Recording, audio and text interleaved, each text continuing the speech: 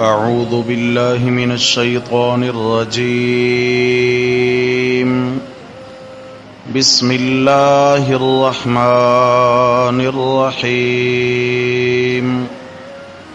ولا تقف ما ليس لك به علم ان السمع والبصر والفؤاد كل اولئك كان عنه مسؤولا ولا تقف ما ليس لك به علم، اور مت پیچھے پڑ اس بات کے جس کا تجھے پتہ نہیں.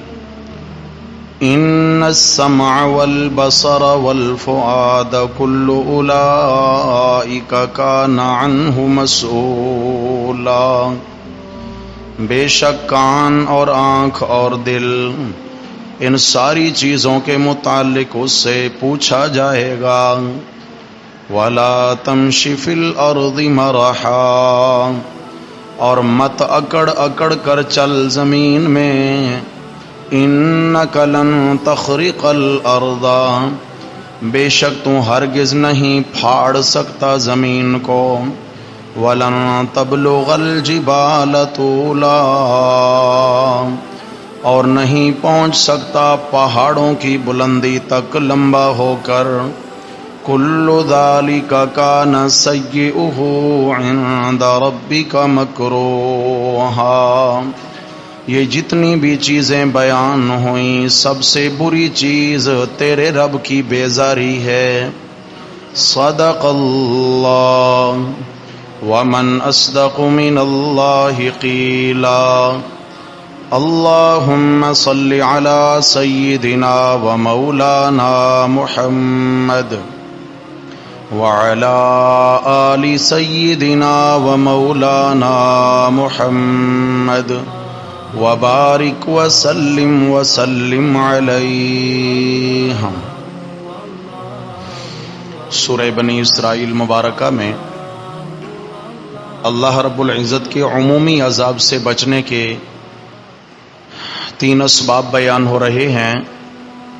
امور ثلاثہ برائے دفع مضرت، نقصان سے بچنے کے 3 ذرائع کہ شرک نہ کرو، ظلم نہ کرو، اور اگر اللہ کے عذاب سے بچنا چاہتے ہو تو احسان کرو اللہ کی مخلوق پر. ظلم نہیں کرنا، کہاں، کیسا، کب، کون سا ظلم نہیں کرنا. تو ان آیات بینات کے اندر 6 قسم کے مظالم کا ذکر ہوا ہے جن کی وجہ سے اللہ ناراض ہو جاتے ہیں اور بالعموم معاشرہ اللہ کی گرفت اور پکڑ میں آ جاتا ہے. ان میں سے پہلا بیان ہوا ظلم کے اپنی اولادوں کو غربت کے خوف کی وجہ سے قتل نہیں کرنا، یہ بڑا ظلم ہے. فرمایا کسی کی عزت مت اچھالنا، کسی کی عزت مت لوٹنا، یہ بھی بڑا ظلم ہے، ایسے گناہ کے قریب نہ جاؤ. فرمایا بے گناہ کسی کا قتل جسے اللہ نے ناجائز قرار دیا ہے ظلم ہے، کسی کو بے جان قتل، کسی کو بے قصور قتل مت کرو.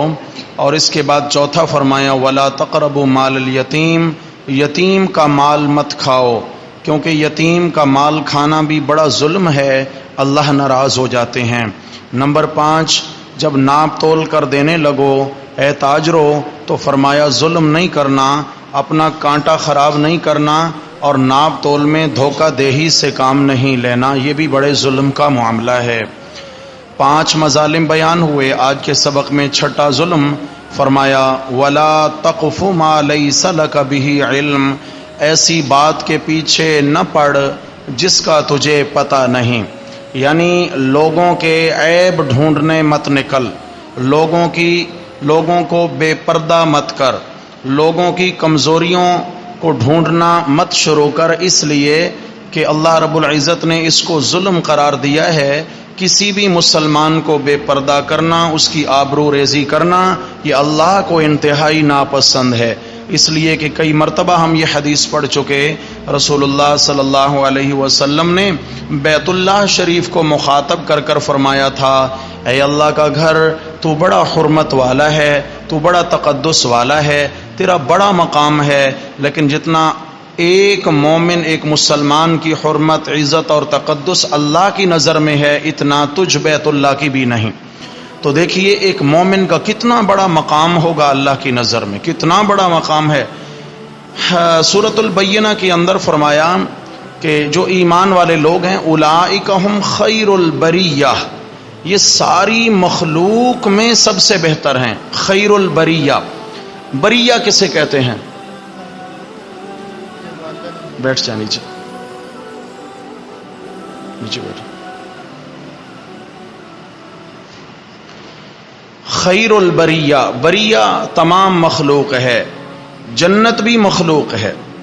اتنا قیمتی مقام جو اللہ نے بنایا، جنت بھی مخلوق ہے۔ جنت بھی ایک مومن کی شان کا مقابلہ نہیں کر سکتی۔ کیوں؟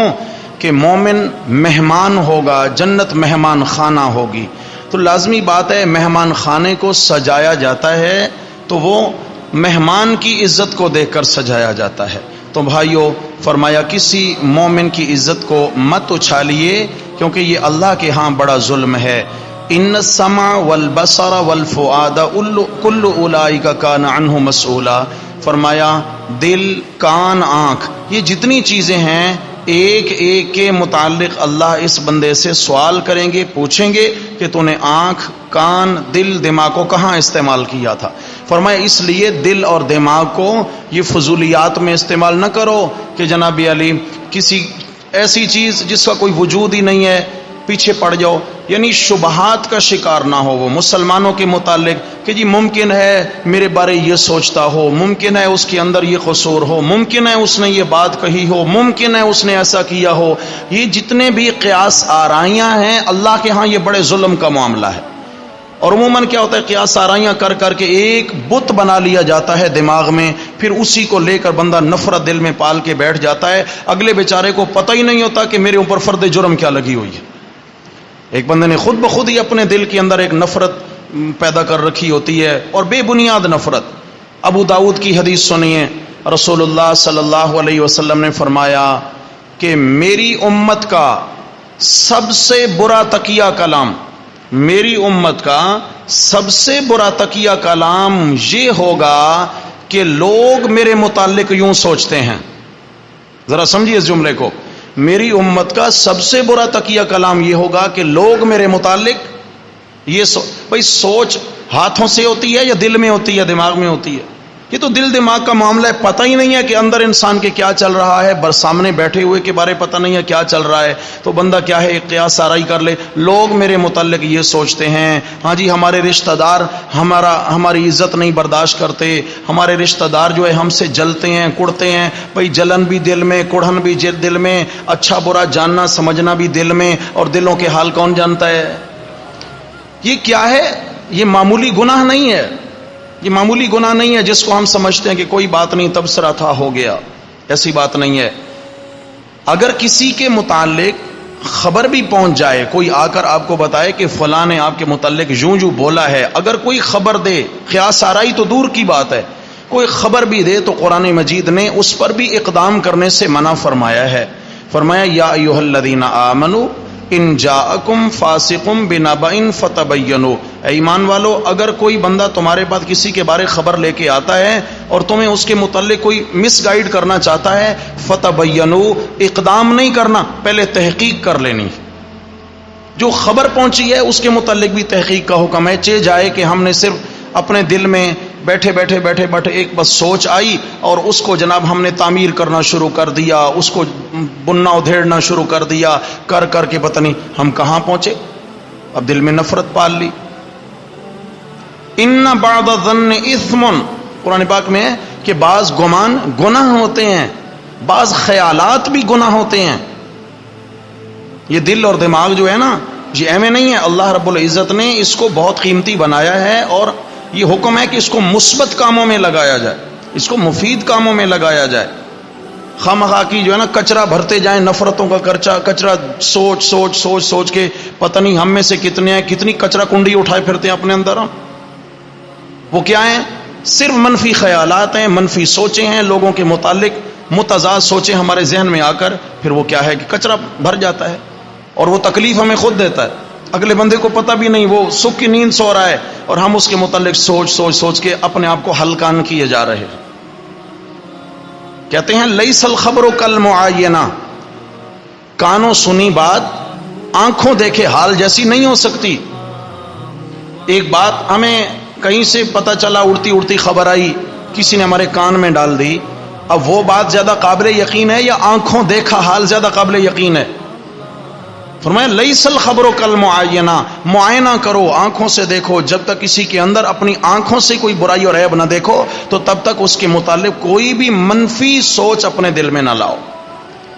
معلوم ہوا کہ یہ بھی بڑے ظلم کا معاملہ ہے. جیسے پیچھے فرمایا اولاد کا قتل نہ کرو، کسی کو بے گناہ قتل نہ کرو، بدکاری نہ کرو، یتیموں کا مال نہ کھاؤ، ناپ تول میں کمی، یہ سارے ظلم ہیں. فرمایا کسی کے متعلق منفی سوچ دل دماغ میں پال لینا یہ بھی اسی طرح کا ظلم ہے اور اس پر بھی اللہ کی پکڑ اور عذاب آتا ہے. ہمارے ہاں تو یہ کوئی گناہ نہیں ہے. ہمارے ہاں تو یہ بس وہی ہے، میرا جسم میری مرضی، میرا دل دماغ میری مرضی، میں جو سوچوں.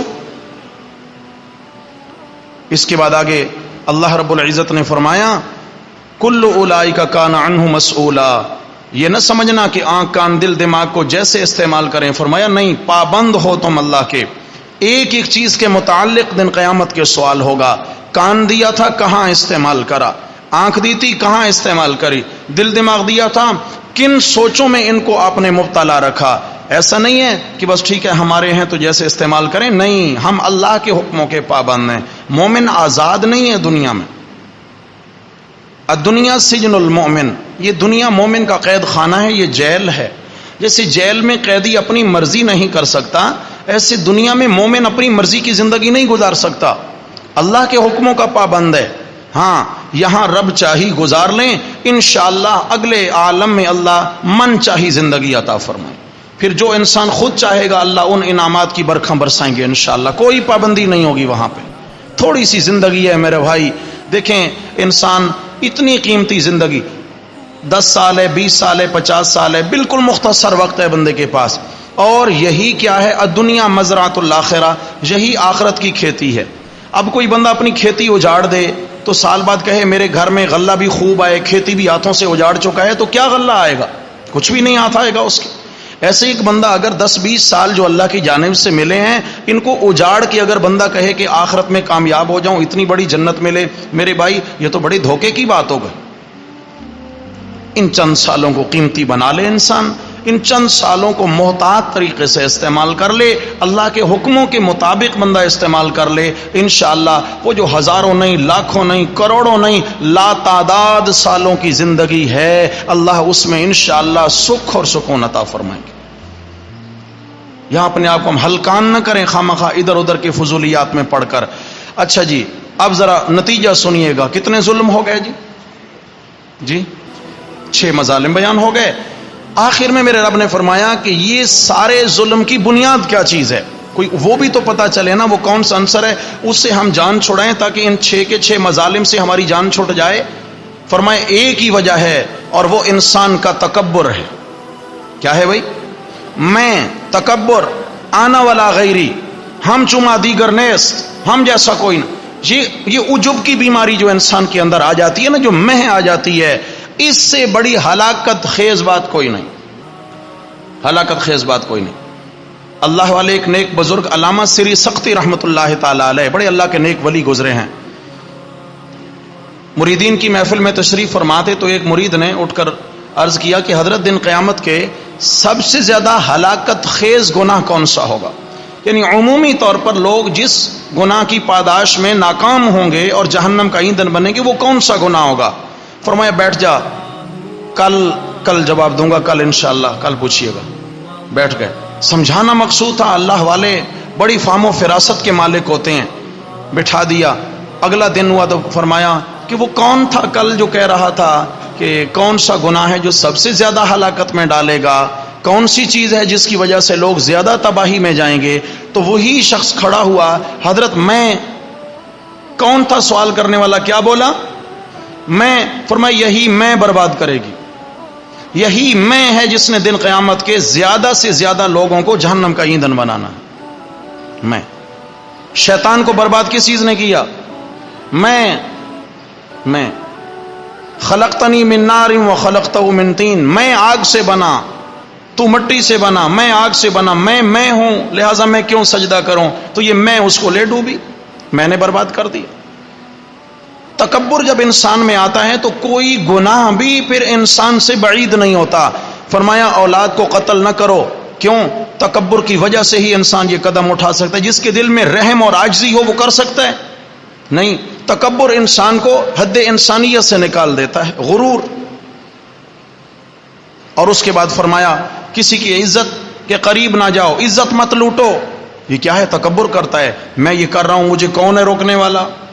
میں یوں کروں گا، مجھے کون ہے روکنے والا؟ سمجھا؟ جتنے بھی گناہ ہوتے ہیں یہ اللہ کے حضور آ کر انسان اپنی میں کا اظہار کر رہا ہوتا ہے، اس لیے ناکامی ہوتی ہے اور اس لیے انسان تباہی کی راہ پہ چل نکلتا ہے۔ قارون حضرت موسیٰ علیہ الصلوۃ والسلام کے رشتہ دار تھے۔ قارون فرعون کا وزیر تھا، مشیر تھا، اور موسیٰ علیہ الصلوۃ والسلام کا قریبی رشتہ دار ہے۔ اللہ رب العزت نے 20ویں پارے کے اندر سورہ قصص کے اندر تفصیلی حال ذکر کیا ہے قارون کا، کہ حضرت موسیٰ علیہ الصلوۃ والسلام اس سے بار بار سمجھاتے ہیں، بار بار اسے تلقین کرتے ہیں کہ اللہ نے تمہیں بڑا مال دیا ہے۔ اچھا، اکثر علماء اور مفسرین کا یہ خیال ہے کہ یہ کھلم کھلا کافر نہیں تھا، منافق تھا، یعنی اوپر سے حضرت موسیٰ علیہ الصلوۃ والسلام کے دین کی تائید بھی کرتا تھا، لیکن اندر سے اس کا دل فرعون کے ساتھ دھڑکتا تھا، منافق تھا۔ لیکن اس زمانے کا سب سے بڑا دولت مند اس زمانے کا حضرت موسیٰ علیہ السلام اسے سمجھاتے ہیں، تلقین کرتے ہیں، تنبیہ کرتے ہیں، اپنا مال اللہ کی راہ میں خرچ کر، مال پہ اکڑ نہیں۔ لیکن کیا ہوا کہ یہ ایسا ظالم کہ اس نے ایک دن مال و دولت کے تکبر اور گھمنڈ میں آ کر حضرت موسیٰ علیہ الصلوۃ والسلام کی عزت کو اچھال دیا۔ عزت کو کیسے اچھالا؟ ایک غلط کار قسم کی عورت تھی، اس کو اس نے سونے کی اشرفیوں کا ایک تھال بھرا ہوا رشوت میں دیا اور اسے کہا کہ یہ تو لے جا اور یہ تیرا معاوضہ ہے۔ حضرت موسیٰ علیہ الصلوۃ والسلام جب کسی مجلس میں بدکاری کے گناہ کی حرمت بیان کر رہے ہوں، بدکاری کے گناہ کی حقارت بیان ہو رہی ہو، بدکاری کے گناہ کی سزا بیان ہو رہی ہو، تو مجلس میں کھڑی ہو جانا اور تو موسیٰ علیہ السلام پہ الزام لگا دینا، ٹھیک ہے جی۔ چنانچہ یہ گئی، حضرت موسیٰ علیہ السلام نے جب بدکاری کی برائیاں بیان کی، گناہ، اور پھر اس پہ سزائیں بیان کی کہ جو بدکاری کرے گا اس کو سنسار کیا جائے گا، تو وہ عورت کھڑی ہوئی مجلس میں، اس نے کہا حضرت یہ ہمارے لیے صرف سزا ہے یا آپ بھی اگر ایسا گناہ کریں گے تو آپ کو بھی یہ سزا ملے گی؟ فرمایا نعوذ باللہ، اللہ کے پیغمبر سے ایسا گناہ نہیں ہو سکتا ہے، لیکن اگر مجھ سے بھی ایسا گناہ ہو گیا تو میں بھی اللہ کے قانون سے باہر نہیں ہوں۔ تو اس عورت نے کہا کہ تو پھر آپ نے میرے ساتھ بدکاری والا گناہ کیا ہے۔ اللہ یعوذ باللہ، اللہ کے نبی پر بہتان لگایا قارون کے بہکاوے میں آ کر۔ قارون کی دولت، یہ دولت کا تکبر اور نشہ تھا کہ میں خرید لوں گا اس کو۔ حضرت موسیٰ علیہ الصلوۃ والسلام حیران ہوئے، یہ کیا بول دیا؟ حضرت موسیٰ علیہ السلام سے کہا تو اللہ کے نام کی قسم کھاتی ہے؟ اللہ کے نام کی قسم کھاتی ہے تو چونکہ پتا تھا اس زمانے میں تو قسم کھانا، حق پہ قسم کھانا بھی بڑا مشکل سمجھا جاتا تھا۔ آج تو جھوٹ پہ اتنی قسمیں کھانے کو لوگ تیار ہو جاتے ہیں کہ مسئلہ ہی کوئی نہیں۔ کورٹ کچہری میں جائیں 500 روپے پہ جو ہے نا وہ حلف اٹھانے والے آپ کو کرائے پہ مل جائیں گے۔ دل میں اہمیت نہیں ہے ایک چیز کی، تو اس خاتون کے دل میں خدا کا خوف آیا اور اس کا بدن کانپنے لگی، نہیں اللہ کے نبی میں قسم نہیں کھاتی ہوں، یہ قارون نے مجھے اشرفیوں کا تھال دے کر خریدا ہے آپ پر بہتان لگانے کے لیے۔ حضرت موسیٰ علیہ السلام نے وہیں بد دعا کر دی، یا اللہ اس کو اس کے مال دولت سمیت زمین میں دھنسا دے، اس نے بڑا ظلم۔ اللہ کی جانب سے بد دعا قبول ہو گئی۔ قارون نے صبح کے وقت لشکر تیار کیا کہ نکلنا ہے باہر، اور اس کے محلات اور شہر محلات کا اس نے آباد کر دیا، اور سونا چاندی دھن دولت کی ریل پھیل، اس نے عالی شان لباس منگوایا، سونے کا تاج سر پہ رکھا، عالی شان سواری اس پہ سوار ہوا، اور ساتھ اس کے جناب خادموں کی ایک بڑی جماعت ہے، یہ لے کے بڑے تم تراک سے گھوڑے پہ سوار ہو کے نکلا۔ فخرج علی قومہ فی زینتی، نکلا اپنی قوم کے سامنے فی زینتی، بڑی ٹھاٹھ باٹھ میں، قال الذين يريدون الحیات الدنیا یا لیت لنا مثل ما اوتی قارون، جو دنیا کے طلبگار تھے، کچھ لوگ ہوتے ہیں دنیا کے طلبگار، ظاہر سے متاثر ہونے والے، وہ بیٹھے بیٹھے اپنے آپ میں کہنے لگے کاش ہمیں بھی قارون جیسی دولت ملی ہوتی، انہ لذو حظ عظیم، بڑے نصیبوں والا ہے۔ ہم بھی کہتے ہیں نا جس کے پاس مال دولت ہے بھلے حرام کا ہو، اللہ کا دیا بہت کچھ ہے جی، سمجھے؟ سود، رشوت، حرام، ناپ تول میں کمی کر کے بلڈنگ تعمیر کرے گا، محل بنائے گا، بنگلہ بنائے گا، اوپر لکھے گا ھذا من فضل ربی، ھذا من فضل، یہ میرے رب کا فضل۔ تو قارون بھی اسی طریقے سے نکلا، تو کچھ لوگ کہنے لگے بھائی بڑے نصیبوں والا ہے، اس کے پاس بڑا مال ہے، بڑی دولت ہے، بڑے نصیبوں والا ہے۔ وقال الذین اوتوا العلم، اچھا پتہ چلا جب اہل علم علماء کو، اللہ کے نبی کے ساتھیوں کو پتہ چلا کہ لوگ تو یہ تمنا کرتے ہیں، کہنے لگے ویلکم ثواب اللہ خیر لمن آمن وعمل صالحا، ارے تمہاری خرابی ہو، یہ نصیبوں والا نہیں، نصیبوں والا تو وہ ہے جس کے پاس ایمان ہے اور نیک عمل ہے، کیونکہ اس کے لیے اللہ کے ہاں بڑا ثواب موجود ہے۔ بہرحال بس یہ چلا ہی تھا، فخسفنا بہ وبدارہ الارض، زمین پھٹی اور یہ اپنے گھوڑے اور تخت تاج سمیت یہ زمین میں دھنستا چلا گیا، بدارہ ہی، اور اس کے سارے محلات بھی اس کے ساتھ اللہ نے زمین میں دھنسا دیے، دھنستے چلے گئے۔ رسول اللہ صلی اللہ علیہ وسلم نے فرمایا اس دن سے دھنسنا شروع ہوا ہے، آج تک دھنستا جا رہا ہے زمین میں، قیامت تک دھنستا چلا جائے گا۔ یہ مال دولت کا نشہ ہے میرے بھائی، مال دولت کا۔ انسان غرور تکبر میں آ کر کوئی بھی قدم اٹھا دیتا ہے، تو میرے رب نے فرمایا وَلَا تَمْشِ فِي الْأَرْضِ مَرَحًا، اے بندے ظلم کے قریب نہ جا، اور ظلم کی بنیاد تکبر اور اکڑ ہے، دل سے اکڑ کو نکال دے۔ فرمایا تو کیا سمجھتا ہے کہ تو ذرا زور زور سے زمین پہ قدم مار کے چلے گا تو زمین کو پھاڑ لے گا؟ لا تمشِ فی الارض مرحا، زمین پہ اکڑ کے نہ چل، کیونکہ انک لن تخرق الارض، تو ہرگز زمین کو قدم مار کے پھاڑ نہیں سکتا، ولن تبلغ الجبال طولا، اور سینہ تان کے نہ چل، تو جتنا بھی لمبا ہو جائے، بلندیوں پہ چلا جائے، جتنا بھی سینہ اکڑ کے چل، گردن میں سریا تیرے آ جائے، پھر بھی تو پہاڑوں کی بلندیوں کو پہنچ، اور میں تیری ہماری مخلوق تیرے سے بہت اونچی ہے، اور بھی لہٰذا اپنا یہ زور، اپنا یہ غرور، یہ میں مت دکھا۔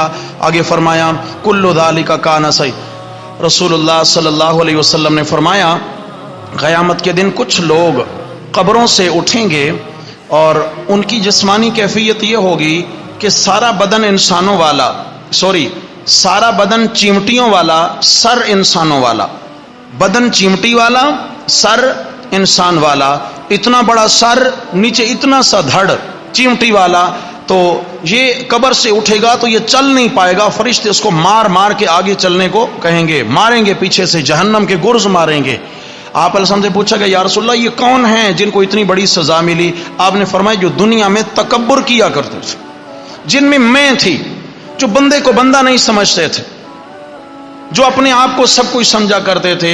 میرے بھائیوں یہ غرور صرف دولت کا نہیں ہوتا ہے، غرور دولت کا بھی ہے، غرور شہرت کا بھی ہے، غرور قوم قبیلے اور نسب کا بھی ہے، غرور علم کا بھی ہے، غرور تہجد کا بھی ہے، جی غرور نمازوں کا بھی ہے۔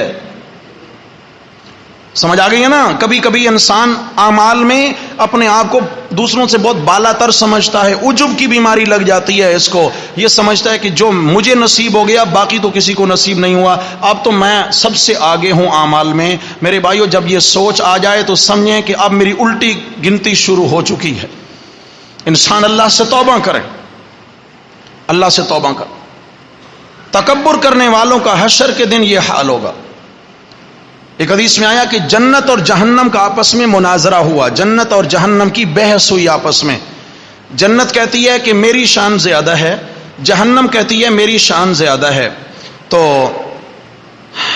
جہنم نے جو دلیل پیش کی وہ یہ تھی کہ میرے اندر دیکھ کتنے بڑے بڑے بادشاہ آئے ہوئے ہیں، فرعون ہے، حامان ہے، قارون ہے، جیسے ابو جہل ہے، دیکھ بڑے بڑے آئے ہوئے ہیں، بڑے بڑے سلاطین ہیں، میں بڑے بڑے بادشاہوں کا مسکن ہوں، کر و فر والے، غرور و تکبر والے، تو لہذا شان میری زیادہ۔ جنت نے کہا کہ میں غریبوں کا گھر ہوں۔ کس کا؟ میرے اندر عاجزی والے، غریب، نادار، دنیا میں جن کو کوئی کچھ نہیں سمجھتا تھا وہ میرے اندر ہیں۔ جنت اور جہنم کی بحث بڑھی تو فیصلہ ہوا کہ اللہ سے فیصلہ کیوں نہ کرا لیں. تو اللہ رب العزت سے جب فیصلہ ہوا تو اللہ رب العزت نے فرمایا کہ غریبوں کا جو مقام میں اللہ کی نظر میں ہے وہ مالداروں اور دولت داروں کا نہیں ہے. لہذا یہ بڑائی کی دلیل نہیں ہے کہ تیرے اندر بڑائی والے لوگ ہیں. بڑائی کی دلیل یہ ہے کہ اس کے اندر وہ عاجزی والے ہیں جو بڑے اللہ کے سامنے عاجزی کیا کرتے تھے. فرمایا یہ اصل بڑائی کی دلیل. تو لہذا جنت کو جو مقام ملا نا وہ عاجزی کرنے والوں کی برکت سے ملا. کس کی وجہ سے؟ عاجزی کرنے والے. جب پہاڑی پہ چڑھنے لگتے ہیں تو کیا انداز ہوتا ہے؟ سینہ تان کے چڑھتے ہیں نا. چلے پہاڑی پہ نہیں چڑھے ہوں گے, زینہ تو چڑھے ہوں گے. زینہ چڑھتے ہوئے کبھی سینہ تان کے چلے نا, پتہ چلے اگلے لمحے کہاں پڑے ہیں. جب بلندی پہ چڑھنے لگتے ہیں میرے بھائی تو سینے میں خم ہوتا ہے, جھکاؤ ہوتا ہے, سینہ جھکا ہوتا ہے, سر جھکا ہوا ہوتا ہے. پہاڑی پہ چڑھیں ہاتھ ٹیک ٹیک کے چڑھتے ہیں, جھک جھک کے بلندی کی جانب جاتے ہیں. اور جب پستی کی جانب اترتے ہیں تو سینہ تنا ہوا ہوتا ہے, گردن اکڑی ہوتی ہے پستی کی جانب. تو اشارہ یہ ملتا ہے کہ بلندی پہ جانے والے عاجزی کریں گے تو بلندی نصیب ہوگی. اور جو سینہ تان کے چل رہا ہے نا وہ یہ نہ سمجھے بلندی پہ جا رہا ہوں, وہ یہ سمجھ لے کہ میرا سفر پستی کی جانب ہو رہا ہے, پستی کی جانب. اس لیے جب بلندی پہ چڑھیں تو ہمیں ذکر سکھایا گیا اللہ اکبر. کیا پڑھنا ہے؟ اللہ اکبر. کیا مطلب؟ یا اللہ میں جتنا بلندی پہ چلا جاؤں لیکن تو پھر بھی بڑا ہے, اللہ اکبر. اور جب نیچے آنے لگیں سبحان اللہ سبحان اللہ. یا اللہ میں پستی میں جا رہا ہوں, تو پستیوں سے پاک ہے. یا اللہ میں نیچے جا رہا ہوں اور تو نیچے سے پاک ہے. یعنی تیرا نیچے مقام نہیں, تیرا مقام تو اکبر ہے. تعالی جد ربنا, تو بلند و برتر ہے. اسے میرے بھائی عاجزی اللہ کو بہت پسند ہے. من تواضع للہ رفعہ اللہ. جو جتنا عاجزی کرے گا اللہ اس کو اتنا ہی بلند مقام عطا فرمائیں گے. جس شاخ پہ پھل زیادہ لگا ہوتا ہے, حضرت شیخ سعدی رحمہ اللہ نے کہا نہد شاخ پر میوائے سر بر زمین. جس شاخ پہ پھل زیادہ ہوتا ہے اس کا سر زمین کی جانب جھکا ہوا ہوتا ہے, اور جو پھل سے خالی ہوتی ہے تو اکڑی ہوئی ہوتی ہے. جس کے اندر کچھ ہوگا وہ عاجزی کرے گا, اور جس کے اندر کچھ نہیں تو پھر وہ تو بیچارہ ایسا ہی ہے. اس لیے میرے بھائی یہ معمولی گناہ نہیں ہے. میرے رب نے ان 6 مظالم کے بعد جو نتیجہ سنایا وہ یہ سنایا کہ جب دل کے اندر اکڑ آئے, تکبر آئے, عجب آئے, میں آئے, دوسروں کی حقارت دل میں آئے, دوسروں کو نیچ سمجھا جائے, اپنے سے دوسروں کو کم درجے کا سمجھا جائے, تو سمجھو کہ اب معاملہ خطرناک ہوتا جا رہا ہے. اس لیے فرمایا عاجزی بہت ضروری ہے. کل ذالک کان سیئہ عند ربک مکروہا. فرمایا یہ سارے مظالم برے ہیں لیکن سب سے بری خطرناک چیز رب کی ناراضگی ہے. رب ناراض ہو جائے تو بس پھر کوئی بنانے والا نہیں ہے. رب ناراض نہ ہو, اور رب کو راضی کرنے کے لیے ضروری ہے کہ انسان عاجزی کرے. کیا کرنا ہے بھائی؟ جیسے روزہ دار ہے, روزے رکھ کر یہ نہیں کہنا کہ میں نے تو کمال کر دیا اور باقی پیچھے رہ گئے. نہیں, پھر بھی عاجزی کرے, میں کچھ نہیں, میرے اللہ کی توفیق ہے. نمازی نماز پڑھ کے عاجزی کرے, میں کچھ نہیں, میرے اللہ کی توفیق ہے. تہجد گزار کو تہجد نصیب ہو تو 2 آنسو بہا کے اللہ کا شکر ادا کرے اور کہے مولا میں کچھ نہیں, تیری توفیق ہے. عاجزی سے ہی سب کچھ ملا کرتا ہے. اگر کوئی شخص قسم کھائے کہ میں فلاں کام نہیں کروں گا لیکن صرف قسم کا لفظ استعمال کیا ہو, اللہ کی قسم نہ کہا ہو, پھر قسم توڑ دے, یہ قسم نہیں ہے. جیسے کوئی کہتا ہے قسم سے, یہ کیا قسم ہے؟ قسم سے, ٹھیک ہے نا, قسم سے میں یوں نہیں کروں گا, یہ قسم نہیں ہے جی. قسم اللہ کے نام کی ہوتی ہے, جب تک اللہ کے نام کی قسم کا لفظ استعمال نہیں کرے قسم نہیں ہے. اگر روزے کی حالت میں وضو کرتے وقت ایسا محسوس ہو کہ شاید حلق میں پانی چلا گیا لیکن مکمل یقین نہ ہو کہ گیا یا نہیں, تو ایسی صورت میں روزے کا کیا حکم ہے؟